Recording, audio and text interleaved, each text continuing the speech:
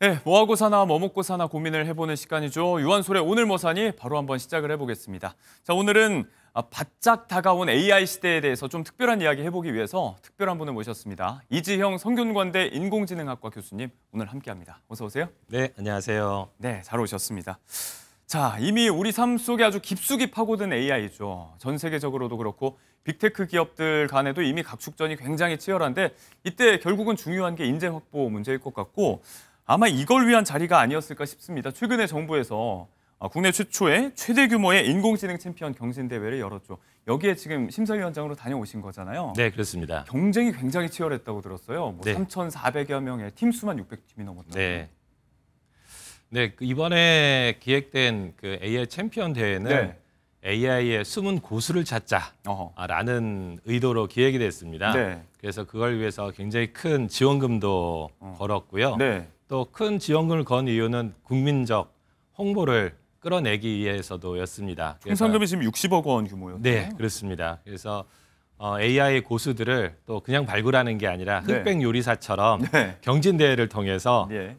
탈락하는 그런 긴장감 있는 방식을 통해서 걸러냈고요. 그래서 저희가 굉장히 고민이 많았습니다. 네. 마감 전날에 한 100팀 정도밖에 안 나왔어요. 그래요? 네, 그래서 야 이거 마감을 연기해야 되나라는 고민을 했었는데 네. 막상 마감 날에 네. 팀이 많이 들어와서 네, 네. 630여 팀이 네. 들어오고 3,400여 명이 등록을 했습니다. 네. 그래서 저희도 스스로도 굉장히 깜짝 놀랐고요. 네. AI 숨은 고수가 굉장히 많구나, 또 숨은 기업들이 굉장히 많구나를 깨닫게 되는 그런 기회였습니다. 아무래도 이제 기술적인 완성도 이런 것도 고려를 해야 되다 보니까 데드라인까지 좀 많이들 고심을 한 것 같아요. 정말 이 AI 시대의 중요한 인재 발굴 차원이지 않을까라고 앞서 이야기를 좀 해봤는데 어떤 취지로 연 건지 이 부분이 좀 궁금하긴 합니다. 구체적으로 설명 좀 해주세요. 네, 뭐 앞에서 말씀드린 AI 숨은 고수, 예. 또 숨은 기업을 찾자라는 거고요. 다시 말씀 조금 더 구체적으로 말씀드리면 AI에 대해서 창의성과 도전 정신을 가진 인재를 발굴하고 그다음에 그 사람들한테 후속 연구 지원금을 지원함으로써 예. 글로벌 AI 인재로 성장할 수 있는 기회를 주자. 그리고 또 그 사람들이 어떤 오픈 도메인, 오픈 열린 문제에 대해서 사회적 난제를 해결함으로써 예. 어떤 도전형 연구 문화를 확산시키자. 또 서바이벌 경진대회를 앞서 통해서 말씀하신 방식, 탈락자가 네. 있는 방식이요. 그래서 국민적 관심, AI에 대한 국민적 관심을 높이자. 뭐 이런 다양한 목표를 갖고 기획된 네. 행사였습니다. 자, 경쟁률이 굉장히 높았다. 3,400여 명의 630개 팀이었다. 워낙에 쟁쟁하다 보니까 이제 심사가 정말 쉽지 않았을 것 같은데 AI 대회라고 하면 좀 심사 기준을 어디에 두고 평가를 하셔야 되는 건지 어떤 심사 기준을 두셨을까요? 네, 굉장히 많은 팀이 나오고 굉장히 많은 주제들이 나와서 예. 솔직히 말씀드리면 심사가 굉장히 어려웠습니다. 그래서 심사 기준은 그래도 이게 AI 대회니까 네. AI 기술력이 있어야겠다라는 거고요. 근데 네. 그 기술이 단지 뛰어나서는 안 되고 가치가 있는 기술이어야 되겠다. 네. 즉 시장성이 있어야겠다라는 뜻이었고요. 근데 시장성뿐만이 아니고 그 기술이 진짜로 우리 사회에 얼마나 큰 영향, 임팩트가 있는가라는 점을 또 고려를 했습니다. 예. 그리고 이게 많은 팀들이 나와서 심사에도 어려움이 있었는데요. 그래서 심사를 잘 진행하기 위해서 학계, 기업, 연구소에서 다양한 분야에서 연구자들이 참석해서 심사를 예. 해주셨고요. 그리고 또 어떤 특정 분야에 대해서는 또 전문 지식을 가진 전문위원을 자문위원으로 또 위촉을 해서 심사에 예. 도움받고 했습니다. 이를테면 어떤 분이 오셨나요? 그래서 뭐 바이오 같은 분야에 대해서는 예. 뭐 병원이나 그쪽 연구하시는 분들 모셔서 그분들에게 이 기술이 얼마나 의미가 있는지 또 얼마나 도움이 되는 기술인지 뭐 네. 이런 자문도 구했고요. 그래서 심사를 공정하게 잘하기 위해서 많은 노력을 기울였습니다. 네, 뭐 기술력을 넘어서서 뭐 시장성이라든지 사회적 가치, 총체적인 고려가 좀 있었을 텐데, 자 이런 쟁쟁한 경쟁률, 수많은 경쟁자를 물리치고 결국 챔피언이 탄생을 했습니다. 사실 이제 어제까지 관련 방송이 다 방영이 된 걸로 알아서 스포일러도 아닐 것 같고 우승팀은 어떤 팀이었어요? 네, 우승팀은 오토폰이라는 팀이었고요. 네. 카이스트를 주축을 해서 이루어진 팀이었습니다. 이 팀은 그 휴대폰을 예. 음성으로 사용할 수 있는 기술을 개발을 했습니다. 네. 예를 들면 서울에서 대전까지 가는 기차표를 예매해줘라고 하면은 스스로 알아서 예. 앱을 스스로 동작시켜서 표를 예매해주는 팀이었고요. 예. 뭐 더불어 말씀드리면 2등 팀은 적외선 센서로 어떤 물건의 재질을 알아내는 기술을 가진 팀이었고요. 네. 예를 들면 플라스틱 병이라 할지라도 이것이 페트병인지 PP병인지를 알아내거나 혹은 가루라고 해도 비치기만 해도 이게 밀가루인지 마약인지를 알아낼 수 있는 그런 기술을 가진 응용성이 높은 기술을 가진 팀이었습니다. 범죄 수사에도 유용하고 재활용할 때도 좋겠어요. 네, 그렇습니다. 그리고 3등 팀은 자동차 외부의 찌그러짐을 판단하는 쉽게 판단할 수 있는 기술을 가졌고요. 그래서 뭐 우리 사회에 자동차가 많지 않습니까? 그럼요. 다양한 분야에서 사용될 수 있는 그런 기술을 가진 팀이었습니다. 네. 우승팀 오토폰의 기술 이야기를 좀 해보자면 이제 말씀대로라면 AI가 직접 판단을 해서 뭐 택시도 불러주고 기차도 예매해주고 이런다는 건데 이게 사실 지금 사회적 가치 말씀하셨으니까 시사하는 바가 많잖아요. 우리 연령대 높은 부모님 세대들은 사실 스마트폰 잘 활용을 못하고 있는 형국이기도 하기 때문에 어떻습니까? 그렇습니다. 사실은 우리가 휴대폰을 쓰려면 우리 먼저 앱을 열고 그다음에 어떤 버튼을 눌러야 되지 하고 고민을 많이 하잖아요. 네. 그래서 사실 스마트폰 쓰기가 쉽지는 않습니다. 특히나 낯선 앱을 쓴다든지 말씀하신 대로 연세 많으신 분들이 쓴다든지는 굉장히 어려운데요. 이 오토폰의 기술은 스마트폰을 열고 음성으로 해주면 됩니다. 예를 들면 아까 말씀드린 대로 서울에서 대전까지 가는 기차표를 예매해줘라고 말을 한다든지 아니면 무슨 웹사이트에서 물 2리터짜리 10병을 구매해줘라고 말을 하면 그 기술이 알아서 해당 앱을 열고 그 앱에서 어떤 버튼을 눌러야 되는지 누르고 스스로 다 합니다. 그래서 주문까지 완료하는 그런 기술을 가진 팀이었고요. 그래서 기술력이 상당히 높았고 완성도도 높았고 또 생각하시다시피 사회적 임팩트도 많이 큰 그런 팀이었습니다.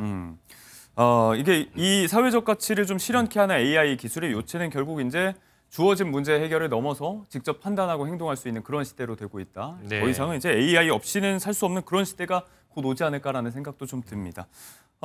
상금 이야기, 지원금이라고 해야 정확하겠죠. 이 얘기도 조금 더 해보자면 아까 총 지원금의 규모가 60억 원, 우승팀에게 30억 원이 주어진다는 이야기입니다.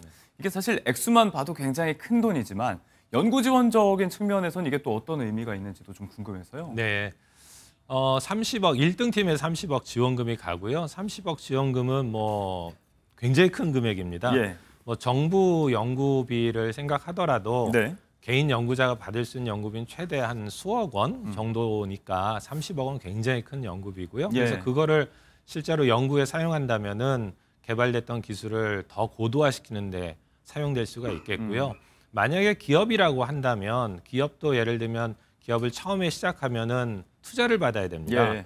투자를 받으면 당연히 창업자의 지분이 줄어들게 되겠죠. 그만큼을 또 배분을 해야 되니까. 근데 이거는 그런 거 없는 순수한 지원금이기 때문에 그런 위험성 없이 오로지 기업이 클 수 있는 좋은 기회가 되는 거죠. 그래서 개인 연구자나 기업인의 입장에서 이 30억이라는 건 굉장히 큰 의미가 있고요.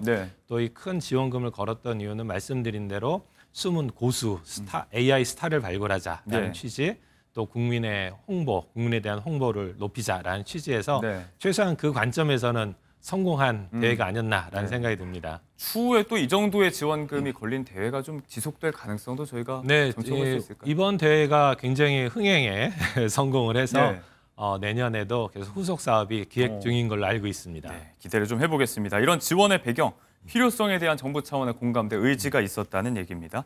자, 요즘은 또 이제 피지컬 AI가 또 화두기도 하죠. 이 AI와 기계들, 로봇 모빌리티가 결합해서 실제적으로 물리적인 노동력을 제공해 준다는 점. 이제 빅테크 기업들 간에도 각축전이 이미 치열한데 지금 이 부분과 관련해서 피지컬 AI 글로벌 포럼 이런 것도 열렸었다고 해요. 이건 또 어떤 자리였는지 궁금합니다. 일단 피지컬 AI 하면은 조금 생소하신 분도 계실 텐데요. 피지컬 AI라고 하면 그동안 AI는 어떤 실체가 없는 모니터에 머무른 AI였다면 피지컬 AI 하면 말 그대로 실체를 갖는 AI가 실체를 갖게 됩니다. 즉 로봇이 지능을 갖게 되는 지능형 로봇이라고 생각하시면 되겠고요.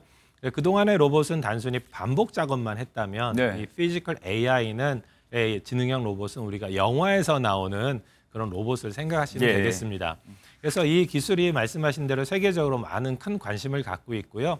그래서 아마 제 생각엔 세계 최초일 것 같은데요. 세계 최초로 국내에서 세계적으로 이 피지컬 AI 기술이 어떻게 발전되고 있고 앞으로 우리는 무엇을 개발해야 되고 우리는 어떻게 해야 되나를 좀 조망할 수 있는 글로벌 포럼을 개최를 했습니다.